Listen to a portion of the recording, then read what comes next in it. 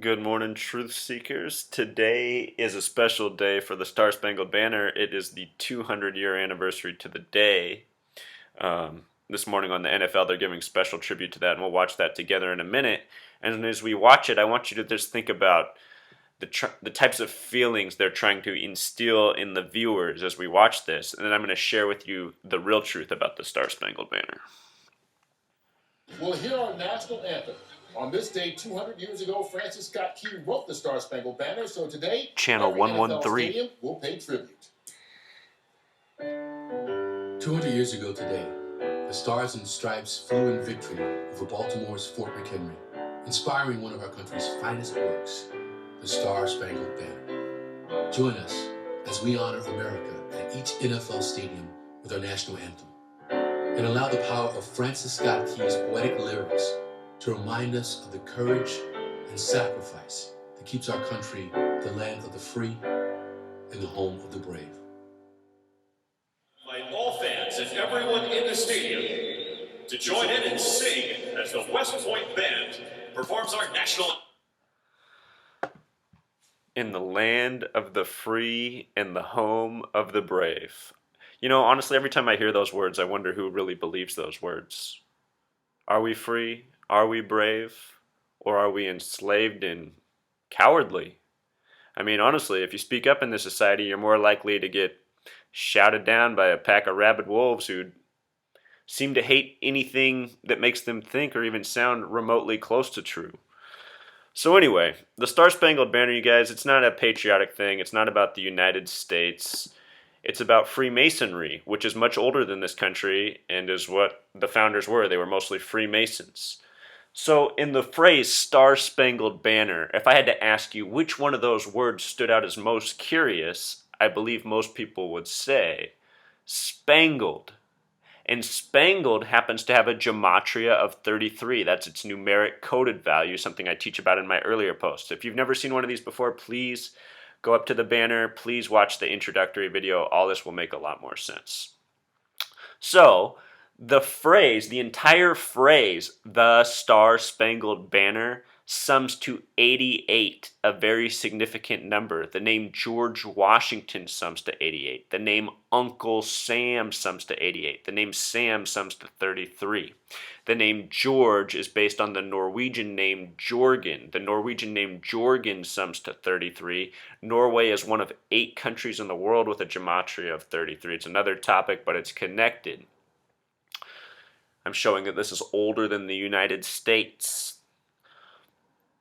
The name Walmart equals 88. Think about Walmart in the United States. We could almost rename the country Walmart and it would be an accurate representation of what we've become. The word program equals 88. The word poison equals 88. The word maleficent, which means evil essentially, means 88. Recently in the Angelina Jolie movie, Brad Pitt was reported to be attacked on the runway.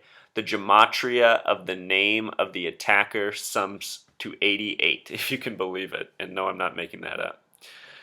The gematria of the name Francis Scott Key is curious. The word Scott sums to 77. The American meridian, the meridian that cuts through Washington, D.C., is the 77th meridian.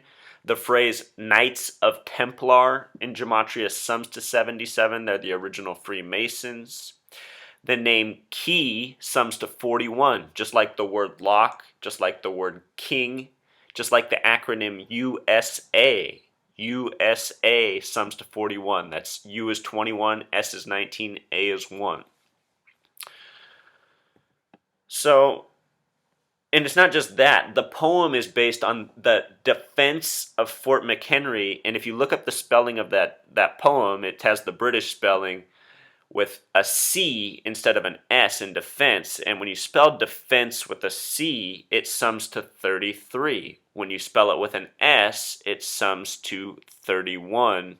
S is one of those letters that reduces to 1, which is 2 less than 3C, if you can see how it becomes 33 and 31. Quick explanation. So it's based on this defense of Fort McHenry, another title with a 33 in it. The flag itself, which we're all familiar with, the red, white, and blue, colors common in flags all throughout the world, including Crimea. If you haven't seen my post on Crimea, please go to my video catalog and check that out. Very important. And Thailand. All these countries share these colors because they're all part of this Gang of 33, which is what I'm exposing, also known as the Freemasons. The flag was established June 14th, 1777. 6 plus 1 plus 4 plus 1 plus 7 plus 7 plus 7 sums to 33.